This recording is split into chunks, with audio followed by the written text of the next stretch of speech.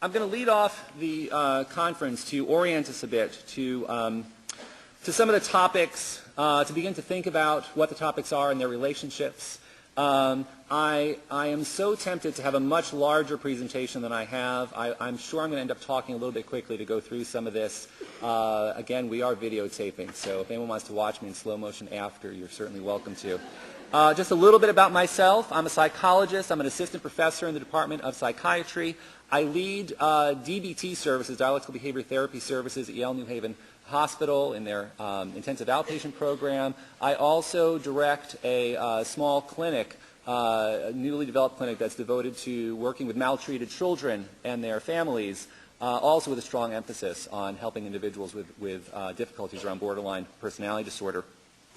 I want to start by just very briefly looking at the question, what is borderline personality disorder? Just to make sure we're all on the same page. I'm sure we all have lots of ideas about it, but just reviewing a little bit, that this was something that was originally identified by the psychoanalysts, and they really thought about it in terms of their response to treatment and their kind of failed response to treatment, that these were individuals that appeared originally to be neurotic, the types that would do well in psychoanalysis, laying on the couch, talking about their problems, identifying insights to their early conflicts, and that they were, as opposed to the psychotic individuals who were very poor candidates for that sort of work, they identified this other group who they labeled borderline, who looked sort of neurotic, but then would really have a lot of difficulty, become kind of disorganized in this unstructured psychoanalysis. And that was the original origin of the term.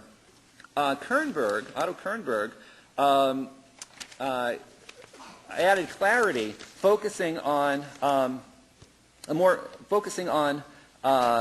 primarily on problematic relatedness, on a problematic sense of self and other, but also helped define the borderline personality disorder in terms of quality of thinking, methods for managing anxiety. The reason I mention Otto Kernberg is that he happens to have developed a theory that's led to treatment that's been supported empirically by randomized controlled trial. Its current rendition is transference-focused psychotherapy.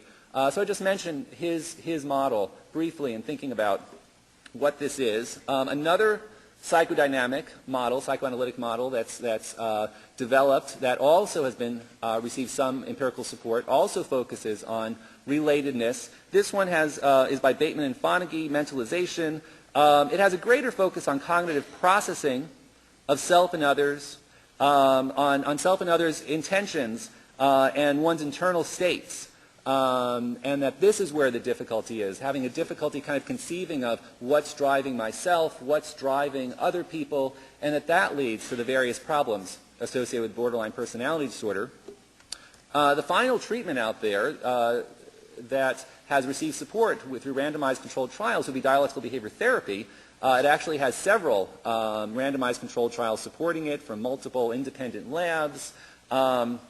This one, rather than focusing on problematic relatedness as the main underlying problem, the focus is on emotion regulation, that the primary problem is this emotional instability, deficits in the ability to manage and alter emotional reactivity, which then leads to the other problems including relatedness, but also the dangerous impulsivity associated with borderline personality disorder. We'll hear more about dialectical behavior therapy from Dr. Rizvi later today. Formal diagnosis of borderline personality disorder is based on the American Psychiatric Association's Diagnostic and Statistical Manual of Mental Disorders.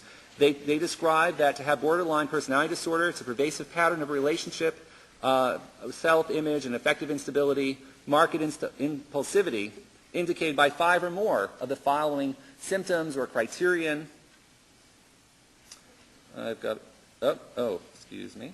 Frantic efforts to avoid abandonment, unstable and intense interpersonal relationships, identity disturbance, dangerous impulsivity, recurrent suicidal behavior, gestures, threats, affective instability, emotional instability, chronic feelings of emptiness, inappropriate, intense anger or difficulty controlling anger, transient stress-related paranoia or severe dissociative symptoms, that this grouping of symptoms, any 5 of these, we would call in the mental health system borderline personality disorder.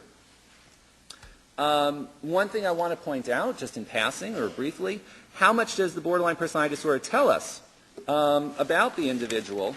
And one could argue not so much for a couple of reasons. One is the ways to achieve that diagnosis. Well, if you need any 5, there's 126 combinations. Of course, you could have 6 or 7 or 8 or 9. So of the different individuals out there who might accurately receive this label, that's not even talking about people who get it inaccurate, but who accurately receive, there's 256 types of individuals out there. And some only have 1 criterion in common. Remember, there's 9 criterion. You need 5. That means you could have 4 non-overlapping criterion. So just a little bit of thought that we're talking about a diverse group. And just adding this to a little bit, how much information does any label really provide in isolation? To say someone's Jewish, to say someone's a veteran, do we really know about the person? To say, oh, well, that person's a mental health professional, you know what they're like. It doesn't actually, so just wanted to raise that, just to give us a little bit of context. Moving briefly to etiology, where does borderline come from? This is primarily based on theory, although there's lots of research going on to help us clarify what's happening. Earlier on, the psychoanalytic theories tended to implicate mothers for being inconsistent and sensitive. It focused on problematic parenting. That was really the focus of where this came from. More recent models consider transactions between individuals and social systems. And I'd like to encourage people to think about that notion of how they transact, and I'll focus on this some in my talk. An example would be Linehan's biosocial model that talks about an interaction between an emotional vulnerability and an invalidating environment, which each feed each other, that create, that lead to difficulties with emotion regulation, with learning emotion regulation skills, and that encourage problematic coping, ultimately. But if you go across other modern theories, they all have some rendition of this, some combination of temperaments and learning, temperament and experience that result in this disorder, as opposed to more of a concrete, oh, this environment creates it. So along with this, oh, you know what, this slide may have problems. Multiple pathways to develop borderline. There could be lower vulnerability and more invalidation, higher vulnerability, less invalidation, again, interacting, resulting in a similar presentation. So this is just to highlight that not every person with this disorder came to it the same way. And just to be thinking about that their experience of what occurred, their vulnerability to what might occur, severe trauma, not much vulnerability, might see someone look like this. Or alternatively, someone who just has a lot of vulnerability. How common and specific is childhood trauma in borderline personality disorder? There is a lot of research on this. Early research, again, focusing on those problematic parental relationships, showed that there were fairly high rates of disrupted relationships. One thing which was interesting to me as I was looking through this was the point here on over-involved, overprotective parents. 13%, actually one of the lower things they found, of things that they went out looking for. I think we'll hear a little bit more on that from Perry in more recent research, Perry Hoffman, I believe. She's done some of the most fascinating research on that topic. More recent research looked at different types of abuse, and actually the studies have gotten more and more refined in terms of looking at kinds of abuse. Here are kind of an initial phase of studies looking at things like physical abuse, caretaker sexual abuse, overall sexual abuse. This is comparing the stars there are comparing the borderline group to other clinical groups, and what you see is the strongest patterns for sexual abuse. If you look at caretaker sexual abuse, looking at kind of the parents, you find results. It does distinguish the borderlines perhaps, but not consistently so. Same with physical abuse, but this seems to be more consistent, and when they do multivariate studies, pairing up different factors that could create stress, sexual abuse, overall sexual abuse, tends to most consistently show up as being significant. But again, these are percentages. We're not talking about a uniform experience of any sort of abuse. I want to say a little bit about post-traumatic stress disorder. We'll be hearing a lot more about post-traumatic stress disorder from Dr. Herman, but I want to start with more of the simple DSM post-traumatic stress disorder as opposed to the complex, which I will leave to her. I gave you the diagnostic criterion. Significant for PTSD, unlike borderline, there must be an identified trauma. which is criterion 1A, and then also criterion A1, A2, is that the person has to have had a significant reaction to the trauma. So it's not just trauma PTSD, trauma, individual reaction PTSD. There are characteristic symptoms of DSM PTSD that include re-experiencing, avoiding memories, and increased arousal for PTSD. Looking at some studies that looked at how common is PTSD in borderline. If you assume that borderline is a PTSD disorder, you'd expect perhaps all of them. Comparing borderline with other personality disorders, you do find elevations pretty consistently, but again, it's not uniform. So about twice as many as other personality disorders, roughly, but certainly not a direct link.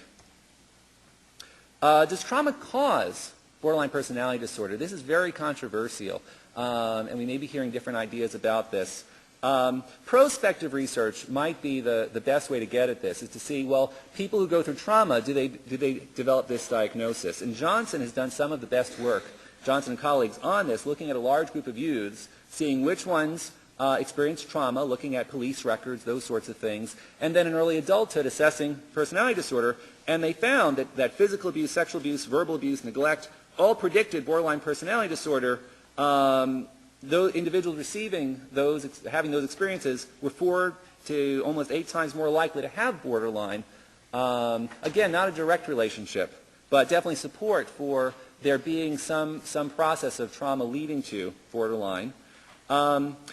Some research, people have suggested that we really need to look even more closely at the childhood experience and what happens during childhood. There's some work that Dr. Francesca Perplechikova is doing in conjunction with myself, Heather Douglas Pollenberry, and Joan Kaufman, looking at maltreated children and SES-matched controls using a scale developed by Paulina Kernberg, taking items from the CBCL, a very, very popular measure of childhood pathology. Here's some examples of items that go into the scale. Very interesting that we have actually is lots of data out there across the world measuring these constructs in kids, but not a whole lot of people looking at them together as a cluster.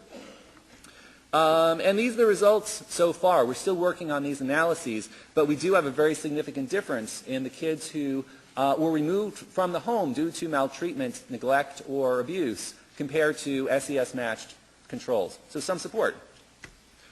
On the other hand, reasons to doubt that it's trauma causing borderline. There's a few things I'd like to touch on. Trauma is associated with many psychiatric disorders other than BPD.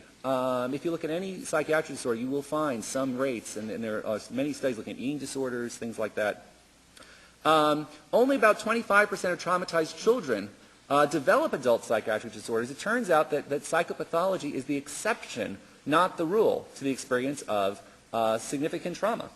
The impact of abuse on psychiatric disorders depends on severity. It's only about a quarter of patients with borderline personality disorder, adults, that report severe traumas, which is very, so not all traumas are equal. The association of borderline and sexual abuse, remember that was the strongest predictor, is actually, although it's frequently there, it's not all that strong across studies if you look at the size of the relationship. Finally, physical abuse, sexual abuse, severe neglect are associated with childhood borderline features. Remember, again, Dr. Perplechikova's work, which raises a little bit of a question again about the direction of causality, because even if we go to children and say, okay, you're maltreated, as adults you have borderline, well, maybe they were already looking borderline when they were kids or had features, and which came first, the borderline or the trauma? We still don't actually know, and we need much better research to start identifying that question. Some alternative explanations. Gunderson and Sabo talk about borderline creating a vulnerability to PTSD, maybe being more likely to be triggered by the traumas. Southwick suggests that having trauma and then developing classic PTSD and then dealing with those symptoms might cause someone to start looking borderline, dealing with all their hyperarousal based on the trauma, and then they start having problems with their relationships, etc. Dr. Southwick and I looked at this, along with Dr. Andy Morgan, in Desert Storm vets, and we looked at some of these different possibilities of how they might be related. This would be looking at, does borderline create a vulnerability for the PTSD? And we found that it does, not huge, but that the vets who reported having borderline features before their trauma were more likely to have PTSD after the trauma. Does trauma lead to increased borderline? Well, first we looked at borderline as reported before the war experience and after the war experience, and we found that yes, actually, it was supportive of it. People who had more trauma, people who were younger at the time of trauma, tended to have a greater increase in borderline symptoms compared to their baseline, supporting that kind of trauma adding to borderline features. And then Dr. Southwick's hypothesis of what about if you have borderline PTSD symptoms? Does that increase the likelihood of having borderline features above and beyond the trauma experience itself? And again, we found support for that. So very complex relationships between the traumas, the PTSD, the borderline. A study that somewhat relates, done by Dr. Zanarini, longitudinal, looked at the individuals with borderline. Are they more likely to experience more trauma as adults? And they are, compared to other personality disorders. And then if you look within the borderlines who received the trauma, the ones with borderline personality disorder, those who had the trauma were less likely to have remission. Okay, so the borderlines who weren't re-traumatized, the ones with borderline personality disorder who weren't re-traumatized, had a better course. The ones who had the trauma more likely to maintain the diagnosis over years. Gene-environment interactions in BPD. These are some ideas by Paris looking at, well, why would being borderline, having a borderline vulnerability perhaps, make someone more likely to develop the diagnosis? Why would they be traumatized? Why would borderline lead to trauma? Children with difficult temperaments are more likely to receive poor parenting. They may be difficult to parent if they're given their reactivity. Children with impulsive dispositions are more difficult to calm down. They need more limit setting, structure, those sorts of things. Parents of individuals with borderline, research shows, have higher rates of impulsive, depressive difficulties. Therefore, separations, parenting problems may partially reflect shared personality traits. At least in some situations, that might be, the link may go in that reverse direction. And genes influence susceptibility to negative events would be another way to look at this. This is a little bit hard to see. This is Joan Kaufman's work looking at this idea of the gene-environment interaction. She's looking at serotonin transporter, an allele, looking at the genetic code, where there are two versions of the allele, kind of like eye color, where there's kind of light eyes, dark eyes, and depending on what combination you have, shows what kind of eyes you have. Here, there's a short allele that is less effective for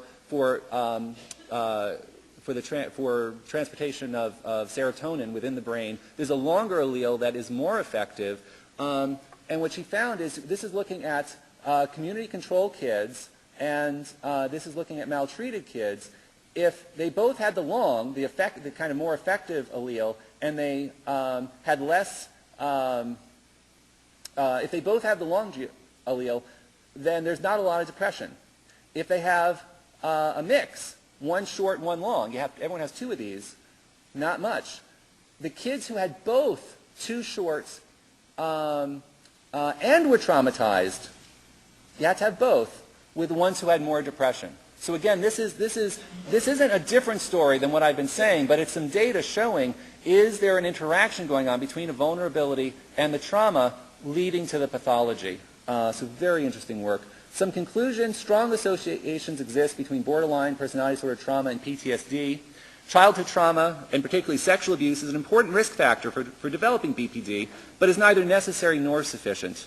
There appear to be mutually determined gene-environment interactions causing and maintaining borderline personality disorder and PTSD.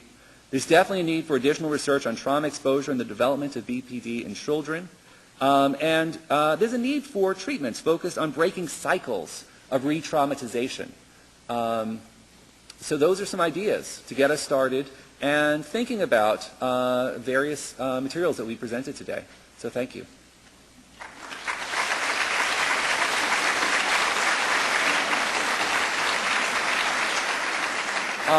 There is a few minutes for questions. Apparently we are taking questions from the floor. Given the videotaping, I'm going to encourage people, if you would stand up and speak loudly so your question is more likely to be heard by all, and I'll try to repeat it if it's not clear. Yes, please. I was taking a social work course and was dealing with diagnosing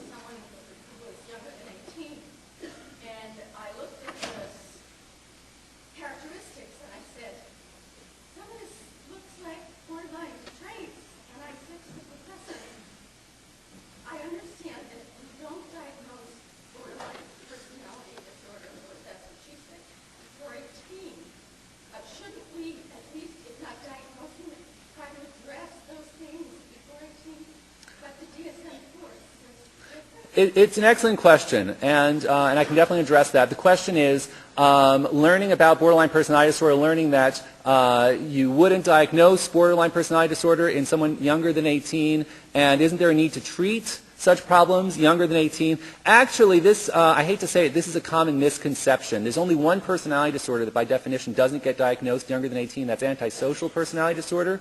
And what you do diagnose is conduct disorder in that instance. All the other personality disorders can be diagnosed in younger than 18. The DSM says that the pattern needs to be present by adolescence. It's a little less clear about children. They say that the pattern has to be in place for at least a year to have it. Their longitudinal work, even on adult borderline individuals, shows that the diagnosis itself isn't all that stable. Kira Van Gelder will at least speak to that in a bit. So there's a notion, there's not enough research on this, there's a notion that when you diagnose borderline in an adolescent, it may be less stable. There may be a greater likelihood of with treatment getting recovery or the kid growing out of it.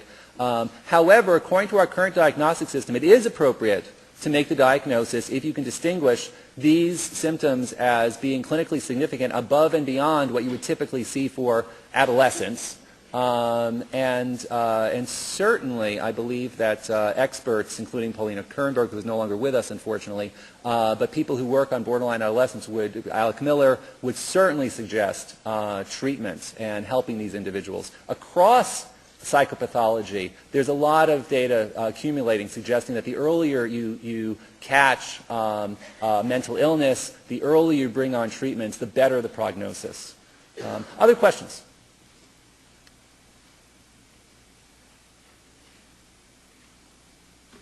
Please. Thanks. Thank you for having us. I needed it desperately. So, number one, I'm from New London County. Anybody up in anybody that knows the support group up in that area? Help. They are blind to this. And I'm just shocked. This is focusing on support of mental health professionals, the consumers, or the family members? Borderline. The individuals? Yeah, I'm not finding any treatment up there. Okay. One meeting a week.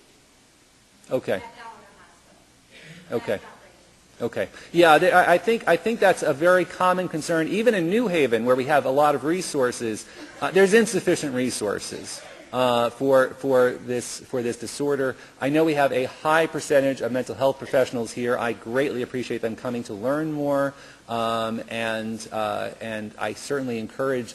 I hope that people learn from this day that there's a lot of positive work to be done. A lot of mental health professionals will limit themselves from working in this area. So hopefully this conference can serve to start turning that in new directions. We'll also be introducing some innovative ideas of how to help individuals with borderline personality disorder, such as vocational rehabilitation, things like that. Are you doing any type of, I'm going to use the word marketing, to associations and healthcare providers? Anything like that? Because when I make a call and I say, do you do EPT therapy? Yeah. And I go, yeah? And what do you mean? Do you know what it is? Right. Oh, of course. Right. I'll say two things on this, or at least a couple things on this. One, we are fortunate in Connecticut that there are a number of individuals with substantial training in DBT who are willing to do trainings and consultations with other services. And I would be happy to direct people to those resources. If people want to email me, I'd be happy to do that. One thing that I've put some time into is creating something of a network of the DBT providers. And the idea of the network was so that we could support each other in the growth of DBT, instances of DBT providers finding each other to provide peer consultation, things like that. So there isn't enough out there. There are some resources for improving systems, and I'd be happy personally to be involved with that. Another resource I want to identify, though, is the Borderline Personality Disorder Resource Center, which is supporting this conference, is available here. They keep a copy of the DBT network directory. So they would be a great place to go to first and say, hey, what are some ideas out there for how to bring more treatments? where are the closest treaters, at least of this orientation? So those are some ideas, but I agree with you that it's a great need. The late women, please. I'm sorry. You've said that early treatment improves prognosis, which of course makes sense, but my question is, what is your experience with people in their 30s and 40s who are diagnosed by the Yeah, it's an excellent question. So earlier identification leads to improvement in prognosis. Yes. Earlier, the question was that I commented that earlier identification and treatment would lead to improved prognosis of borderline personality disorder. What about people in their 30s? What about people who are older? And the best research we have on this are a number of longitudinal studies, not treatment studies, but naturalistic longitudinal studies of individuals who, many of whom, if not all of whom, are receiving treatment, showing that the diagnosis falls off over years. Again, Keir will present a little bit of data, at least one study on that. So the diagnosis itself isn't that stable. Other research shows that difficulties in the social functioning, some difficulties linger on, although there too, at least within controlled trials such as DBT, there's accumulating data showing improvements in ability to work, ability to maintain independent living with treatment. Right now, in terms of the various treatments, not only DBT, but other of the manualized treatments targeting the disorder are showing a lot of improvement working with patients. Typically, average age is in the mid-30s. So right now, the state of the current thinking is that the prognosis is far better, far better than anyone would have imagined 15 years ago. In my personal experience, I can speak of my clinical experience. I see people make some real changes in their 30s, in their 40s, in their 50s.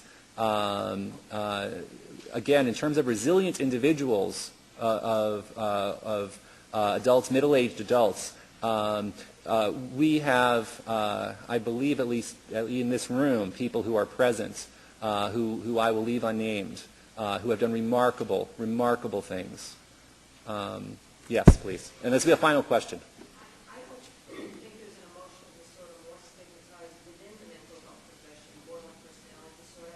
And I'm just wondering if you have any thoughts. I've heard that there's a movement to change the name because even what it's based on is so antiquated. I mean, I think of borderline personality disorder as an affect regulation disorder. And I'm wondering if you think that might change the way it's treated within the mental health profession, sexualization. Yeah, the question is about the stigma of borderline personality disorder and whether the name in part carries the stigma associated with it. And there are a lot of people who have written on this, who are thinking about this, who have proposed disorders of relatedness and affective instability, etc. Marsha Linehan in her new in-press skills manual, she's taking borderline off the cover and is putting difficulties of emotion dysregulation. So there's some movements in those directions. At the same time, there's people who are writing about the fact that it's not the label that's the problem here. No one here hears dissociative identity disorder, and anyone in the mental health system, it doesn't think to themselves, oh, that's multiple personality disorder. We still know what we're talking about. Schizophrenia, split mind, what is that? It really doesn't have anything to do with the disorder that we're treating. I agree that the name is a bit unfortunate. However, I think that the stigma involved is far, my personal opinion would be that the stigma involved is far, far greater than that particular label. And as a treater, I'm not terribly concerned about the labels anyway. And I would encourage, I find that very effective in my work. I would encourage others to think in those lines.